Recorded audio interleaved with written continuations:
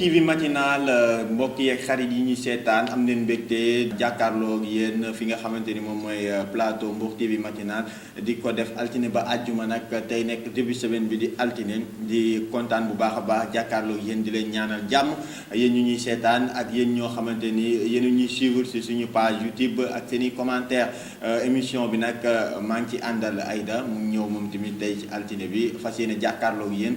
ci beneen côté ba Babacar moom moo nekk ci wàllum xibaar yi di leen jukkil xibaar yi nga xamante ni moom moo jot a am ci bésu tey bi di altine Aïda nuyu naa la. Jibi fay naa la mbokk yi xaritu téléspectateur Mbour TV yi ñuy seetaan dellu si wat naa ak yéen ci seen émission Mbour matinal Mbour matinal nag comme niñ koy defee yeewoo ndog waa Petite Côte bi di leen nuyu di leen ziyaar di nuyu kilifa diine kilifa aada fépp fu waay mën ci nekk ma fekk la fa nga nekk ne la jàpp sama loxo di la nuyu comme ni ñuy nuyoo buur di ñaanal ñi nga xamante ne dañu nekk ci hôpitaux yi yal na yàlla fëgg seen bopp ba ñu mën a dellu ci seen njaboot ñi nga xam ne caabi da leen a féete ginnaaw yal na leen yàlla delloo ci seen njaboot ñu bañ a def leneen lu leen fay dugalaat fépp fu waay manti nekk rek ma lay jox sa wàccuwaay di la wax ne ñu ngi lay nuyu ci suba gi di kontaan bu baax a baax ci Babacar mi nga xamante ne moo nekk ci wàllum xibaar bi Babacar maa ngi lay nuyu di la ziyaar di la wax nag naka sa weekend dafa mel ni neexoon na parce que tey dafa mel ni sax man maa tardé de ci biir xanaa rek ci kanam tuuti ñu gën a yaatal gën ko faram fàccee. mu ngi noonu Aïda moom tamit ñëw na tey ci bésu altine bi war leen indil thème bu am solo lu ñuy waxtaanee muy doxalinu Mbour ak leneen loo xamante ni daf ci aju di ngeen ànd ak moom ci kanam tuuti lay doon incha allah waaye comme que keneen tamit mu ngi ci beneen wet ga muy Babacar moom nga ñuy seen noonu moom moo ñu war a jox lépp loo xamante ni ay xibaar la ñu daal di koy dalal bu baax a baax Babacar ñu ngi lay nuyu di la dalal mbaa yaa ngi ci jàmm. Jibi waaw maa ngi lay fay maa ngi nuyu aussi Aïda di nuyu aussi téléspectateurs yi nga xamante ne bii ñooy suivre Mbour TV matinal. waaw Babacar ginnaaw bi ñu la fayee ñun tamit di la dalalaat bu baax ci rédaction bi wàllum xibaar yi weekend bi jeex na xam naa ne passé nga ko bu baax wala. waaw weekend bi ça s'est très bien passé profité nañ noppal bu baax a baax alhamdulilah. voilà lan moo gën a fës nag léegi ci li nga xam ne mooy xibaar yi ñu indil tey. waaw xibaar yi li ci gën a fës bokk na ci décision bi nga xamante ne bii CEDEAO jël na ko Moustapha Cissé Lo nag moom da cee àddu woon di xamle ni nguuru Sénégal dañoo war a appliquer li nga xamante ne bii mooy dogal boobu waaye ki nga xamante ne bii mooy maître Oumar Youm moom nag dikk na ci nee na Moustapha Cissé Lo du moom mooy ki war a waxee noonu la mu war a def mooy bàyyi ki nga xamante ne bii mooy justice def liggéeyam. gannaaw loolu aussi dañuy wax leneen ay commerçant yi nga xamante ne bii ñoo nekk fii ci diwaanu Mbour ñoom nag dañoo amaloon benn doxu ñaxtu fii lañ ko amalee woon ci Mbour ñoom nag la ñu bëgg mooy Auchan na fi jóge tax ñu taxawal benn slogan tuddee ko Auchan dégage nee nañ nag bu fekkee ni kilifa yi defuñu dara dinañ gën a xiiral li nga xamante ne bii mooy seen doxu ñaxtu boobu. ji bi dañuy wax ci leneen mu soxal nag meeting bi nga xamante ne bii ñu ngi ko dippee meeting de ralliement Maguette Sène nag jamono ji mu ngi nag dox ci garde ki nga xamante ne bii mooy Ousmane Tanor Dieng population wu Malicounda ñoom it profité nañ ci occasion boobu delloo njukkal ki nga xamante ne bii mooy le président Macky Sall. jeexal ko jibi ak li nga xamante ne bii mooy tàggat yaram coupe du monde ba doon am fële ca Russie France jël na ko. France nag mu ngi dóor ki nga xamante ne bii mooy Croatie ñeenti bal ci ñaar bu ñu fàttali ko 98 la ko jëloon boobu ba léegi boo xoolee toll na ci ñaar fukki at France daal di koy jëlaat nekki démb président France di Emmanuel Macron moom sax ma nga teewoon li nga xamante ne bii mooy coupe du monde boobee français yi nga xamante ni ñu ngi nekk fii aussi ci Sénégal nekk fii ci diwaanu Mbour aussi rafetlu nañ ndam boobu bu baax a baax a baax a baax di leen fàttali aussi yéen téléspectateurs yu Mbour TV que ni dinañ jël si ak yéen ci seen émission keppaar gi bientôt di leen ñaan ngeen xaar ko yàggatul dara léegi ñu indil leen ko su ko defee ñu leen di jox rendez-vous ëllëg incha allah ci yeneen i xibaar jërë ngeen jëf. jërëjëf Babacar ci xibaar yu am solo yooyu noonu yaakaar naa ne kuy seetaan Mbour TV matinal di nga am information bu doy te tamit di la wax ne sa émission boobu ngay wax ñu ngi koy xaarandi lii di keppaar gi di dajale ndaw ñi ñi waxtaanee seen i jafe-jafe ci wàllum quartier Aïda xam naa di nga seetaan émission keppaar gi. waaw keppaar gi waaw maa ngi koy suivre bu Babacar. di leen wax nag ne bientôt rek moo ngi ñëw. yéen ñi nga xamante ne yéen a nekk ci Petite Côte bi xaar leen Babacar parce que dina wàcc si seen koñ yi ak caméramanam yi. jeex na moo ngi noonu kon nag dañuy teew ci li nga xam ne mooy waxtaan bi ak yaatal gi ci mission Mbour TV matinal comme ni ñu koy defee tey nag ñuy àndal ak Aïda mu indiwaat benn sujet boo xamante ni nar na ko daal di tojaat yax bi comme ni ma koy waxee chaque jour rek moom bés bu ñëwee rek dina indi ay information yoo xamante ni day laal société bi day laal askan wi nga xamante ni ñoom ñoo nekk ci Petite Côte bi ak ñeneen sax ci àdduna bi fépp parce que ku nekk ngi ci joxe sa xalaat mu nekk émission boo xamante ni bu ñuy suivre la aussi bu ñuy bàyyi xel la Aïda lan ngay wax tey. waaw Djiby tey damay ñëwaat fi nga xamante ne mbokk téléspectateurs yi ñoo ma ko laaj. nee nañ naa delluwaat fa ma nekkoon keroog muy ci sama gox. sama gox bi nag muy biir Petite Côte bi ma nekk am na keroog thème bu ma ci jëloon. di expliquer nit ñi lan mooy vrai Mbour. dafa am nag téléspectateurs yu bari yoo xam ne jëlaat nañ ñu ci suuf. ne nañu ñëwaat ci thème boobu gën ko faram-fàccee pour nit ñi gën a comprendre. mu ngi noonu muy thème bu am solo boo xamante ni dañ ko war a waxtaanee tey mu jëm ci wàllum Petite Côte bi ak yeneen yoo xam ne tey dafa ci yokk muy Aïda moom nag yaakaar naa ne bu ko téléspectateurs yi ñaanee dara day amaat fierté parce que moom moo leen lépp loo leen bëgg rek suba ba ngoon ci ngay dox waaw Djiby loolu li ko waral nag dañ leen ne rek suñu page YouTube am ngeen droit di ci commentaire li leen di neex ak li leen di naqari parce que loolu moo ñu fi tax a toog tey bu ñu juumee dañuy nangu ko ñu corriger man Aïda bu may juumee damay nangu ku ma corriger su ma defee naka su dul noonu it damay bëgg ku ma corriger ba tax na am ngeen droit di commentaire si suñu page YouTube di leen nuyu nag yéen ñi nga xamante ne tout le temps yéen a ngi bàyyi seen yitte yépp di ñu suivre ñun waa Mbour matinal bismillah tey nag Djiby ma tijjee ko ak li nga xamante ne mooy Mbour vrai Mbour. vrai Mbour bi nag tey dama ci ñëw pour expliquer li waraloon coow bi ak wax bi. dëgg la waaw. parce que dama ñëwoon keroog ma ne li ñuy baat bi ñuy baatalee Petite Côte bi xaaj bi yépp nekku fi. du vrai Mbour. wala du vrai mbuurwaas bi moo koy def. ñi ci ëpp dañuy jóge ci yeneen gox daal di ñëw ci suñu dëkk. parce que dañu gis ne Mbour. dëkku nasaraan la tubaab yi dañ ko bëgg ku ci jël vacances fi ngay daw ñëw si Sénégal ngay ut si surtout Mbour bu njëkk nag dañ doon bëgg xale jigéen yi dañ doon bëgg di am jëkkëru tubaab wala jëkkëru koo xamante ne ni nekkul ci biir réew mi bitim réew la nekk li ko doon waral man xawma Djiby manque de moyen moo leen ci doon poussé wala ñàkk gëm sa bopp wala ñàkk gëm sa bopp parce que le fait que ñu ne jëkkëru tubaab la am rek daf leen di neex da leen di neex xawma alal bi moo doon tax ñu ko doon bëgg wala parce que lu ci bari bu leen tubaab bi takkee da leen di yóbbu bitim réew ñu ànd ak moom ñu ci ëpp duñu ñëwaat wala bu ñu demee duñu faaleeti seen famille effectivement duñu faaleeti seen famille te defe naa fi nga nekkoon juddoo fa màggee fa yaroo fa war nga ko sàmm parce que tey loo am lu ne foofoo tax nga am ko parce que boo nekkoon beneen dëkk peut-être mën nga ko am mais ci sa dëkk la la fekk donc am na yoo xamante ne nii buñ koy wax c'est vrai Mbour lañ dëkk te dañuy wax li nga xamante ne moo nekk ci biir dëkk bi tamit effectivement du ñu jël di jéggaani di dem di wax leneen loo xam ne amu fi dëgg la donc li ñu doon wax naan dafa bëri ñoo xam ne dañuy bëgg jëkkëru tubaab c'est vrai am na fii ci dëkk bi mais kon daal tey ci biir sujet boobu angle bi nga indi mooy ñi nga xam ne ñii ci dëkk bi la ñu nekk waaye dañuy wër lu ñuy wax mooy ay tubaab yi fii ñëw wala yeneen nit yi nga xamante ne ñu bàyyi ko ci yeneen dëkk yu gën a am doole Sénégal ñëw fii pour noppalu ñu jéem leen jël daal waa di leen jéem a corrompre lañ koy wax di leen jéem a corrompre am na ñoo xam ne nag dañ koy def dañ ciy dugg ngir yàlla tax mais am na ñoo xam ne dañ ciy dugg Djiby ngir alal te defe naa sëy boo demee ba di ci jiital alal mën nga koo bàyyi effectivement parce que am saxul ñàkk aussi saxul xam nga rek des fois di nga nekk ci famille nekk fa yàlla def nga am as tuut génn dem bitim réew wala nga am jëkkëru tubaab wala nga am leneen tam mën na bañ a nekk sax jëkkëru tubaab jëkkëru nit ñuul comme yow nga génn ànd ak moom mu yóbbu la Europe yéen ànd parce que fa lay vivre fa lay vivre fa la nekk. mu ñibbisi nga mu dem. mais yow pour nga ñibbisi waat problème lay doon. dëgg la.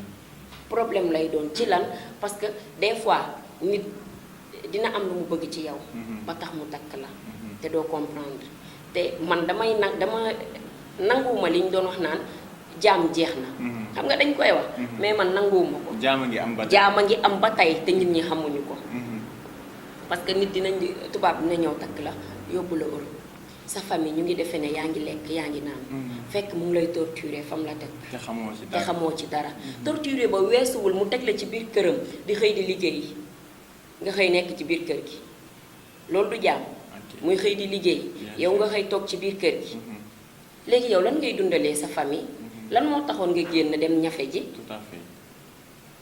am na yoo xamante ne dañ ci war di bàyyi xel bu baax a baax dañ naan jëkkëru tubaab laa am rek wala sama jëkkër am na xaalis rek waruma liggéey. lépp dañ ma ko war a jox. effectivement. dañuy toog rek croiser les bras. nanguwuma loolu. góor aussi din ko gis comme li ma la wax sànq nee naa la góor dina la jox 50 000 francs. takk la ci 50 000 yooyu ngeen nekk 1 an 2 ans mu yëkkati million may la. dëgg la góor dina ñëw may la million wala 2 millions takk la 1 an du ngeen ko def. ndax dëgg du yàgg. waaw ndax ba mu lay takk da nga jiitaloon ci takk ba alal. bëri na ci dëkk bi chaque jour ñu teg ci suñu bët. gis nga bu ñuy wax ji bi dañuy wax li nga xamante ni moo nekk. mais man ce que je demande mooy Aïda lu tax parents yi di bàyyi yooyu di am nit ku jógee fee rek indi xaalisam wala tubaab bu jógee fee rek. indi xaalis non nanguma nit bu jógee fee indi xaalisam. parce que ji bi liñ naan doom lu mu bëgg rek. danga ko cee war a fekk si. ci kaw mu nekk lu baax. waaw mais nag. nit des fois yow xam nga yow mais des fois ji bi non dafa naan parce que yow boo amoon doom tey ak nu nit ki jógee fee ak yu baaxam il faut que doo ko mayee noonu rek à non mais tamit mais bu ñëwee moo fi am yoo xam mais nga li ma lay wax sa doom bu ñëwee. waaw présenté la nit. ne la moom laa bëgg. kay ñëw aussi wan na la loo xam ne doy na la. parce que nee nañ nit dafa lëndëm. léegi yow doo def investigation. non mais nit dafa lëndëm. ci biir nit dafa lëndëm. d'accord mais il faut que nga def investigation xam kii mooy kan fan la jugee ko fan mooy. origine d'accord ji bi chaque jour nga gis fi nit bu luye famille. non loolu Aïda investigation yi ma lay wax. non ji bi non nit yow da lay jaral yow en tant que mère ou bien en tant que parent nga jug ne sama doom bi. kii lay bëgganteel ñëw na ne ma kii d'accord nit xale mën nga ko bàyyi ci ku muy bëgg doo ko may mariage forcé. voilà loolu day métti ci moom mais c'est une façon nga def investigation nga ne kii la bëgg xaar ma dem dox lii wala tubaab bi fan la jógee est-ce que jullit la est-ce que dinaa mën a xam ndax dina mën a yor sama doom est-ce que dina tuub wala est-ce que lii ak lii doo c'est des choses à vérifier. waaw c'est des choses à vérifier mais ji bi mën nañ ñëw waxtaan ak yow. waaw. présenter la famille boo xam ne loolu laa lay expliquer présenter la famille boo xam ne. du vrai famille.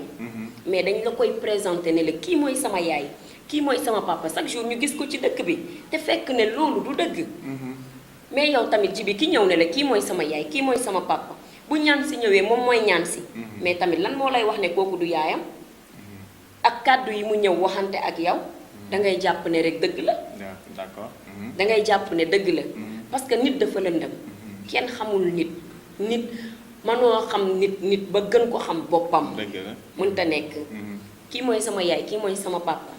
ñu ñëw 6 mois 3 mois ku góor ki di ñëw ci kër gi ku jigéen ki di ànd ak moom. xam nga famille yi commencé jaxasoo te fekk or que du famille parce que jënd famille am na. d'accord da ngay fekk benn koo xamante ne ni tekkiwul dara rek. am na problème mu 50 000 nga jox ko 100 000. déjà kooku. fattal nga ko buntu parce que ngor moo amatul ci alal. léegi xaalis moo jiital lépp. xaalis moo jiital lépp te parents yi souvent ñoom tam dañuy réer ci benn côté màgg nga rek danga ma war a defal forcément. àdduna bi léegi dañu gis bébé sax bu juddoo li ñuy njëkk a wax bébé bi wala bu ñu koy tudd yal na nga màgg. ba wuutu sa ndey ak sa baay déjà sas nañ bébé bi. d'accord Aïda kon li nga bëgg a wax mooy yenn parents yi ñooy pousser seen i doom ñooy def yenn ñooy pousser seen doom ci yenn affaires yi.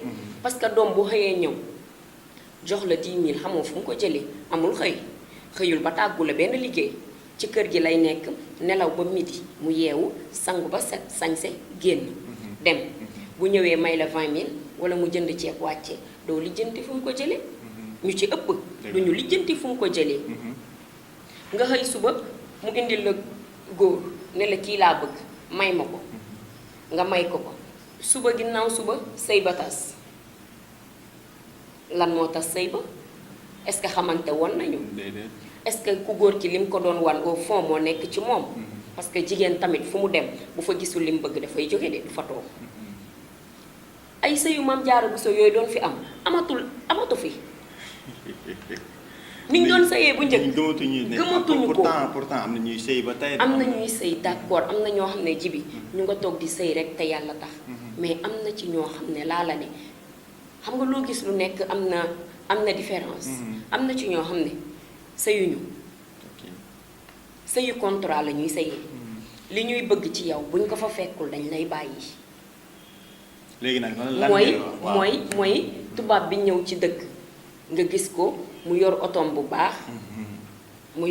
baax nga dajeek moom waxtaan joxante ay numéro nga ne dal naa ci de te gis nga nit ku ñuul sénégalais wala sénégalaise ni mu amee ñu pauvre noonu la tubaab amee tubaab yu pauvre ak ñoo mën a pauvre te pourtant yow loolu sa morom yi dañ koy def nga gis wutal ma tubaab xam naa yàgg nga dégg utal ma tubaab ku koy wax dafa fekk dangaa gëmul sa bopp gis nga tubaab wala jëkkër kenn du ko utal kenn parce que la ngay dund ci sa biir néegu sëy yaa ko xam vraiment bul wutloo kenn jëkkër gis nga jibi entre copine ak copine sax bëgguma copine di mayee beneen copine loolu mënoo ko fi génne moom parce que mënuma ko fi génne parce que loolu moo fi am da ngay gis nit day ñëw ne la may ma diw man boo ma ko waxee dama naan laan diw moomu ma ko xam nga yow ñoom Zale ñoom Omar yàgg nañu ñëw may ma xale bii may ma lii mais man damaa moomul kenn xanaa balaa ngaa maye day fekk nga jar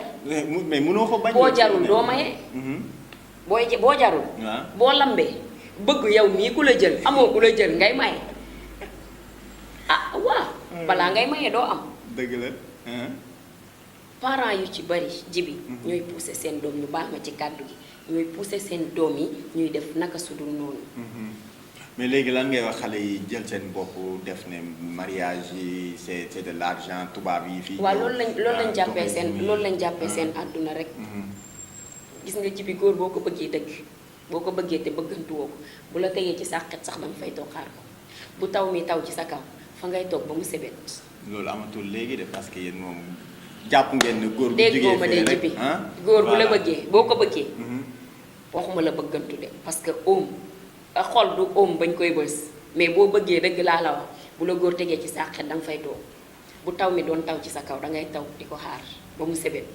dégg naa dégg kañ leen gis nañ fi nit ku bëgg nit 7 ans 8 ans 9 ans mu dem bitim réew nga toog di ko xaar kooku boo ko bëggul woon doo seeti keneen te chaque jour nit ñëw proposer la lu ëpp lim lay defal nga continuer toog di ko xaar kon xam nga kooku dafa bëgg mais ki nga xamante ne nag bëggul xaalis la bëgg moom mënta bokk ak ki bëgg sëy voilà Aïda kon gis nga am na ñoo cas yu bari yu fi am benn cas exemple am na koo xamante yaa ngi ma ko doon wax sànq nii muy amoon benn jëkkër tubaab je pense que tubaab bi dafay mujj bàyyi ko fi dem yoona waaw jibi loolu nag comme ni nga ko waxee rek ñu nit ki moo ñu ko expliquer rek parce que loo gis lu nekk des fois di nga toog ak nit ngeen di waxtaan ba mu expliquer la vie wam parce que dafay am lu leen di metti du ñu am ku ñu waxtaanal le fait que ñu profitoo am ku ñu waxal tuuti rek dañ lay wax waaw dañuy libéré wu parce que dañ lay wax li nekk ci seen xol au fond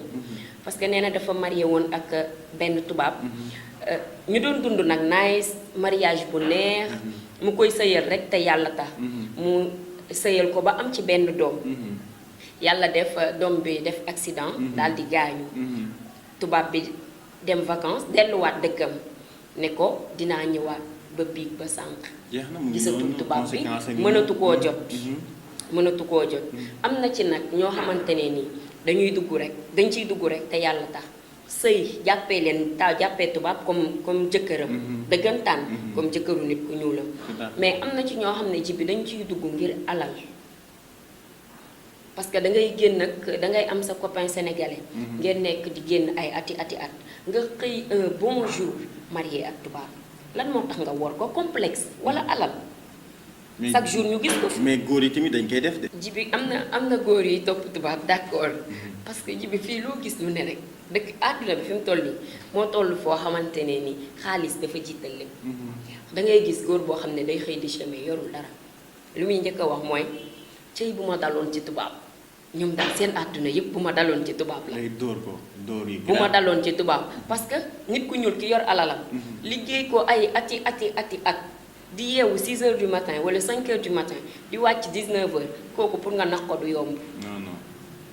pour nga nax ko du yomb mais ñoom daal seen àdduna yëpp mooy bu ma daloon ci tubaab mais tubaab bi ni mu def ba am yow mënoo koo def nga am. vraiment parce que tubaab moom balaa muy am 22 ans fekk mu commencé na liggéey àddunaam. bu ñu amee 40 ans dañuy nekk ci seen vie bu normal. parce que seen 30 ans liggéey nañ ba am lu ñu ba denc li ñu war a dundee. mais Sénégal dañuy toog rek bu ma daloon ci tubaab te tubaab boobu liggéey xaalisam nga bëgg koo ñëw nax ko lekk xaalisam nga defee ne loolu dina la ji. lii tubaab du lii tubaab. mooy des fois dañuy yeewu sax ñoom des fois dañuy yeewu de dañuy xam. ay waay léegi ñëpp a yeewu. parce que ku ci ñëw Sénégal. ñu teg la xel nga dem ñibbi bu sa morom di ñëwit danga ko naan. defal attention wala yóbbul lu yem. wala defal nii wala defal naa. donc nañu bàyyi di basé wu ci nit. nit waroo basé wu ci kenn da nga war a gëm sa bopp bu la alal yóbbaale parce que bëri na fi ñoo xam ne jibi loolu moo leen di juumloo toujours dañuy jiital xaalis ci seen àdduna te xaalis boo ko jiitalee rek da ngay sonn comme li ma la wax sànq rek parce que liir sax bu juddoo buñ lay ñaanal danga naan yàlla na nga mën a wuutu sa baay. wuutu sa baay boobu déjà sas nañ liir bi te juddoogul tufli nañ ko ci ay noppam sas nañ ko. xaalis àdduna bi léegi lépp xaalis la lépp xaalis la. lépp xaalis la. dëgg la moom papa yi sax ak yaay yi boo commencé liggéey rek léegi ñoom daal dañu war a croiser les bras da nga war a def. d'accord da nga war a def doom dafa war a defal papa. mais ci kaw mu am ko. d'accord dañuy bëgg mu am jom rek. d'accord ci kaw mu am ko loolu man d'accord naa ko mais bu ko amul bul ko forcer parce que boo ko forcer mën na cee jëlee leneen loo xamante ne yow du la neex. bu ngi noonu leer na naa ñi yaakaar naa ne sujet bu yaatu boo koy forcer da nga koy forcer ci mu utim xëy.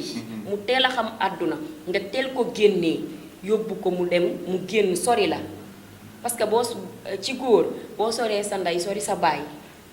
di nga defar sa àdduna di nga xam ne sama papa lii la doon daj mais buñ la bàyyee rek fu la keru suba gi fekk bu ngoon ba fa la lay ba bu baraade bi teggee ko nga tegaat beneen bu dee jigéen boo nelawee ba sonn yeewu sangu sañse def comme Aïda def ongle yu gudd def sil mais nan ngay xamee tàngoor kenn xamul mu ngi noonu nan ngay xamee tàngoor déjà boo gisee alal sa fit day dem boo gisee ku yor xaalis sa fit day dem parce que xamoo ko mais bu ngor nekkee ci yow alal du la yóbbaale. jërëjëf Aïda li nga wax am na solo trop yaakaar naa ne yéen ñi doon déglu indil na leen lu leer naa ñi nee naa leen nag saa yu ñëwee moom day def ay analyse am indi lu muy wax waaye terewul tamit li nga xam ne ni moom la ñuy def constat général la tamit moo am ci société bi mu nekk nag sujet boo xamante ni moom la indiwaatoon tey ci ginnaaw bi nga xamante ni ñi laaj nañ ko muy téléspectateurs yi Aïda émission bi nag ñuy waaj a jeexal. waaw ci bi xanaa di jéggaluwaat rek di leen baalu ak yéen ñi nga xamante ne nii yéen a ñuy seetaan di jéggaluwaat bu baax a baax képp koo xamante ne li ma fi wax laal na la wala gis nga ci sa bopp maa ngi lay jéggalu juste dama bëgg rek ñu defaraat jikko yi parce que olof nee na def lu baax na de mais du doy. dëgg la toujours rek parce que man toujours ji bi damay waxtaan ak sama maam. moo tax am na yu bari yoo xam ne dama koy jomba def parce que buñ la xamalee fi nga bokk am na yu bari yoo xam ne danga koy sóoraale. Tout à fait. ba tax na maa ngi jéggalu képp koo xamante ne nii yaa ngi ñuy seetaan maa ngi lay jéggalu di la baalu àq bu fekkente ne dama la tooñ te yëguma maa ngi lay baalu àq. xale yu jigéen yi man yéen laa fi nekkal xale yu góor yi yéen laa fi nekkal juste dañuy bëgg ñi nga xamante ne nii dañuy juum wala gisuñu ku ñu waxtaanal des fois nga wax dara ñu jëlee ci xam-xam. ba tax na maa ngi leen di jéggalu yéen ñëpp di leen remercier di remercier sama caméraman yi ak sama technicien yi di remercier Zal aussi bu baax ci caméra bi parce que toujours mu ngi ciy sonn Ngóor ci décor bi ak Jibi yow di remercier aussi Babacar ci journal bi ak sama DG Ndiaye maa ngi leen di jox rendez-vous ba suba incha allah. te nuyoo sa mbokk yeeg booy yeeg waaw ñun ñëpp rek maa ngi leen di nuyu maa ngi nuyu toute la famille Ndiaye ak Amadou Diop sama lakkal doomu Lobat ca Angleterre ak Ndey Mati chéri Lobat madame Sène toute la famille Ndiaye. voilà mu ngi noonu Aïda merci beaucoup yéen ñi nga xamante ni ñi seetaan si suba ba tey ñu am mbégte nag di jàkkaarloo yéen chaque jour comme ni ma koy waxee rek Mbour TV matinal moo ngi nii di gërëm bu baax a baax ñi nga xam ne ñoo ñu doon seetaan di nuyu nag yéen ñëpp yéen Alsane Diallo depuis Dakar Moussa Ndaw madame Ndeye madame Lo kan mooy anniversaire. sama benn xarit. mais Aïda da ngay tàggoo ba pare ñëwaat sama benn xarit aji yaayi seex yi sama chéri la kooku sama chéri la moom xam na lu tax ma ne ko sama chéri nga aji borom Angleterre di la wax happy birthday longue vie à toi yaayi seex yi yal na seex yi dund ba di la teral. amiin amiin bon voilà mu ngi noonu ñu gërëm ñëpp ñuy seetaan ñuy suivre chaque fois depuis États-Unis Ndeye Marème Lo Moussa Ndaw Ndeye Khady ak yéen ñëpp Lamine Ndiaye gi gars yi Penda Lo yéen ñëpp ñu ngi leen di nuyu foofu noonu di nuyu aussi sama xarit bi toujours Cheikh Issa Sall maa ngi leen di nuyuwaat bu baax a baax di nuyu ki nga xamante ni moom mooy le maire de la commune de Ngexoox di Pape Songe Diouf ñu ngi leen nuyu bu baax de passage jërë ngeen jëf li leen indiloon Aïda kon ñu joxante dig daje. ba suba incha allah.